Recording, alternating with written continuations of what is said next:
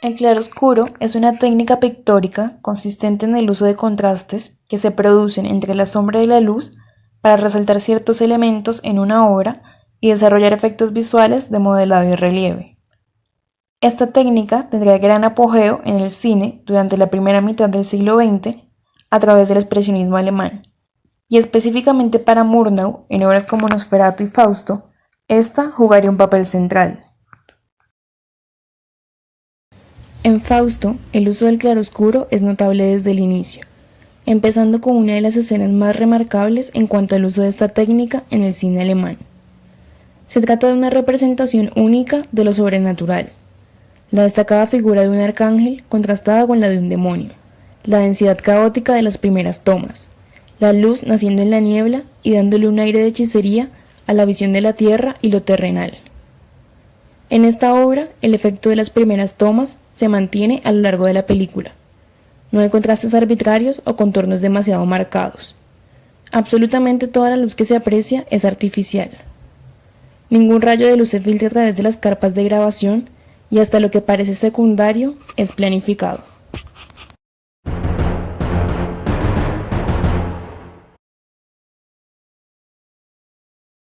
Como mencionamos anteriormente en el video, la obra de Murnau fue originalmente inspirada en una serie de cuentos publicados casi 100 años antes. El Fausto de Goethe es considerada como una de las obras maestras del dramaturgo y novelista alemán. La obra, que se divide en dos partes, cuenta con la característica trágica de la época.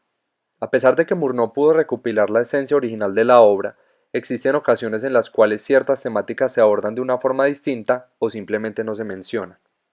En primer lugar, la transformación de Fausto de viejo a joven, uno de los principales argumentos de la trama, se presenta de una manera distinta en ambas obras. En el filme, es posible ver que a Fausto se le otorga la juventud luego de ser atacado con piedras. Mefisto es quien con sus poderes lo transforma en joven. Sin embargo, en la obra de Goethe, Mefisto y Fausto visitan a una bruja, la cual le da una pócima a nuestro protagonista para otorgarle la juventud. Otro aspecto significativamente distinto entre ambas obras es un fragmento en particular. En la película, vemos una escena en la cual Mefisto y Fausto visitan un palacio en Italia. El joven tiene una actuación bastante teatral y hollywoodense repleta de arreglos y elefantes bailarines. A pesar de esto, en la obra original, esta escena jamás ocurre. El director fue bastante criticado al romper la continuidad del cuento de Goethe y convertir una supuesta obra trágica en un espectáculo estético. Otra diferencia bastante similar a la anterior es el final de la obra.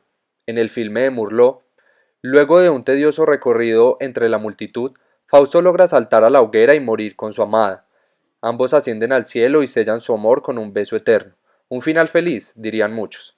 Sin embargo, en el cuento de Goethe, Fausto únicamente visita a Gretchen en su celda y, al ver que está totalmente desequilibrada, decide partir con Mefisto. Gretchen muere en su solitaria celda.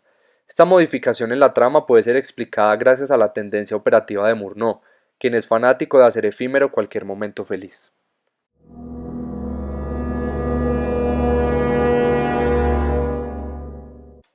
Murnau omite personajes como Wagner, erudito y amigo de Fausto, la bruja, quien le otorga la juventud a Fausto, Lilith, la primera esposa de Adán, y Medusa, un personaje mitológico. Murnau además omite escenas como la transformación de perro a demonio de Mefisto, Mefisto llevando a Fausto a una taberna, entre otras.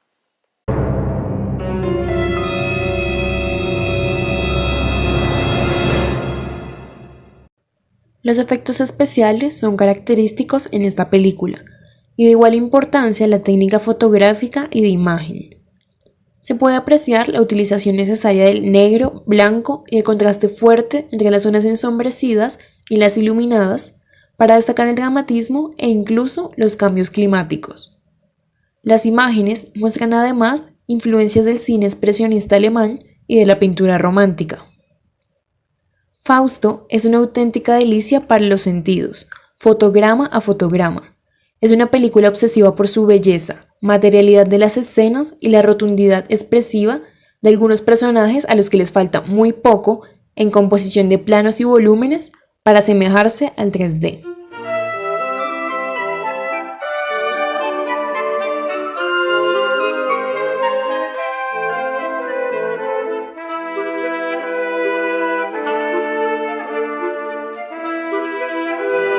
Comencemos ahora analizando los efectos especiales más interesantes en esta película. En esta escena vista en pantalla, podemos observar un papel en el cual las letras se van escribiendo solas, y mientras esto ocurre se percibe también un humo. Este efecto fue creado por medio de fotogramas, es decir, una imagen o varias imágenes puestas en secuencia. Por lo tanto, en este caso, tomaban una imagen con parte de la escritura en el papel y tomaban la foto, y este proceso se replicaba secuencialmente hasta conseguir la toma final. Podemos observar además la diferencia de cómo se ve esta escena grabada en cámara lenta y en cámara rápida.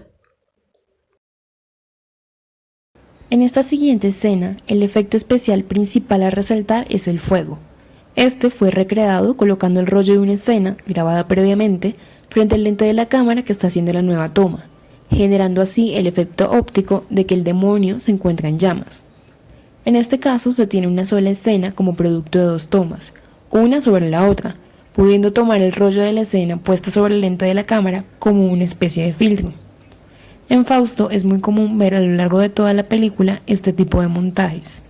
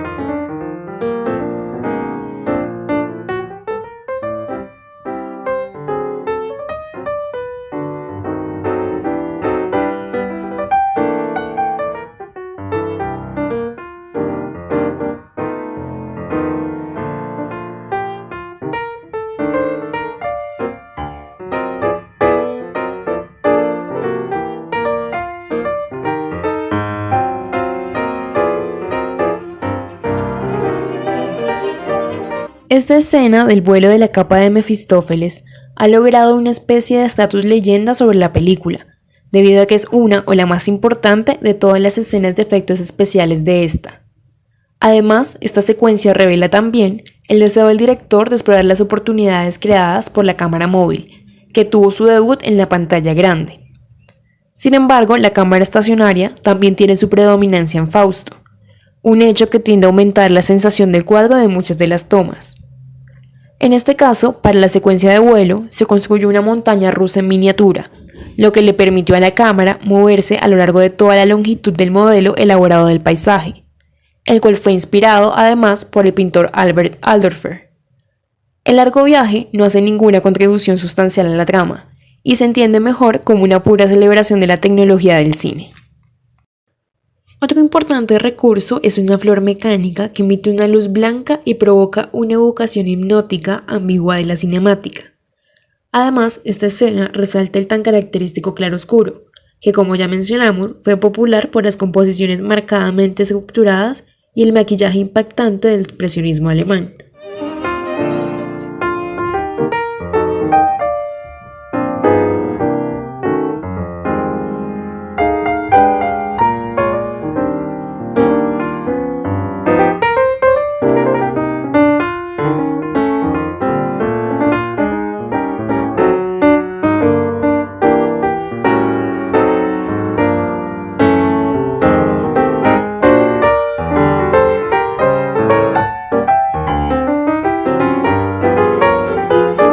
Esta otra escena es una de las más llamativas, que representa a Mefistófeles como una figura gigante y burlona, cornado y con alas negras, que se cierne sobre una ciudad sembrando las semillas de la plaga. Esta escena se creó mediante el diseño de una maqueta, las cuales fueron una de las principales técnicas utilizadas en las películas con este tipo de efectos especiales. La ciudad es igual a la maqueta que hay frente a los pies de Mefistófeles. Se emplea además la técnica de poner el rollo de una escena previamente grabada enfrente de la cámara, para mostrar a Mefistófeles inmóvil e incorporando el humo que se extiende por toda la ciudad.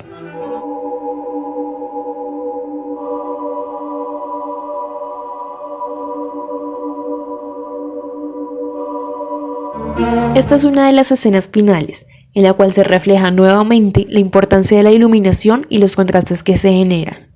A su vez, le inyecta más dramatismo a la escena final de un amor condenado, el cual termina extinguiéndose en un fuerte círculo de luz cegador.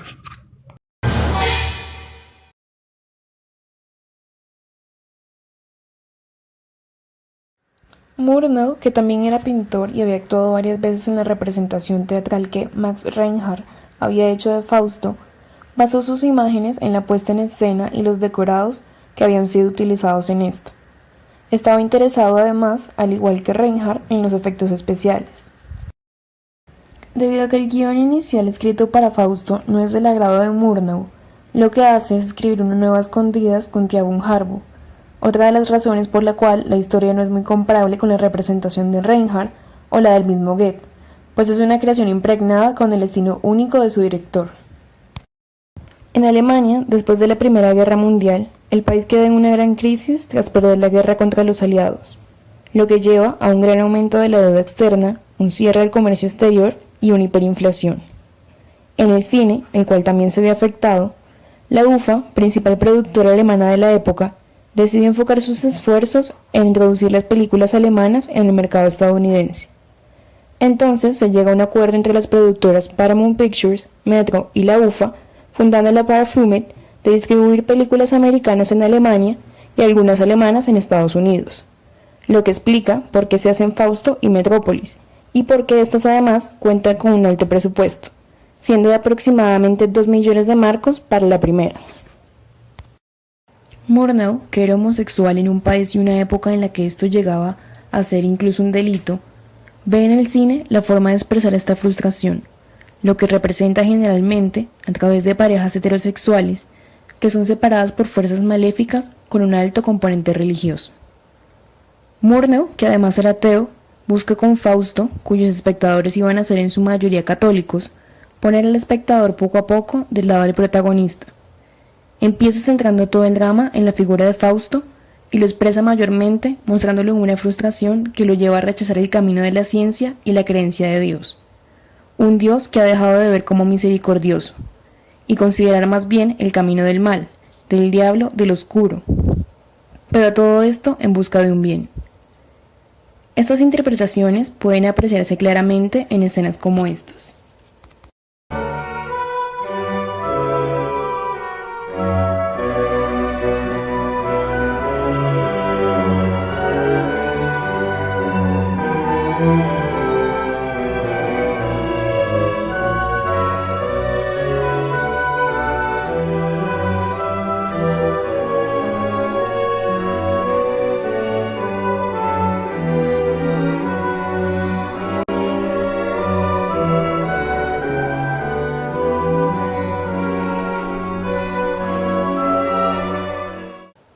Esta última escena especialmente es de alto simbolismo, pues nos muestra un Fausto invocando al diablo de la misma manera en la que Moisés proclamó los 10 mandamientos.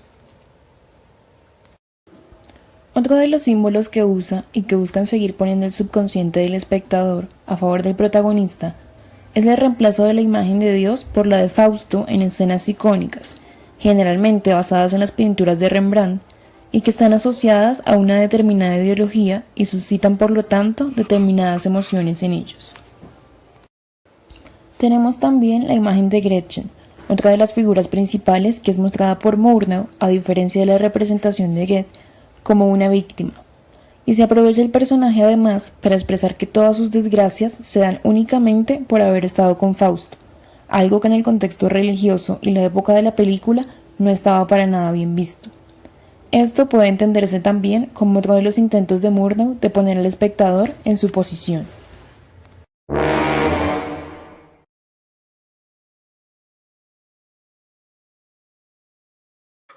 En conclusión, es posible decir que Fausto ha sido una de las producciones cinematográficas mudas más influyentes en la historia del expresionismo alemán. Esto se debe en parte a que los recursos utilizados en la elaboración de la producción, su belleza estética y sus efectos especiales rompen expectativas. De igual forma, la manera en que estos se presentan marca un antes y un después. La utilización de maquetas y construcción de arquitecturas hacen que la película obtenga unas escenas bastante realistas para la época. Además, la manera en que Murnau utiliza su técnica pionera de jugar con la iluminación le otorga un dramatismo puro. Por otro lado, es importante observar la influencia que ha tenido Fausto en los cineastas a lo largo de la historia. Gracias a esto existen múltiples versiones de esta fantástica obra que ha sido fuente de inspiración para directores como Murnau. Sin lugar a duda, Fausto seguirá deleitando a las futuras generaciones con su placentero contenido y su característico claroscuro.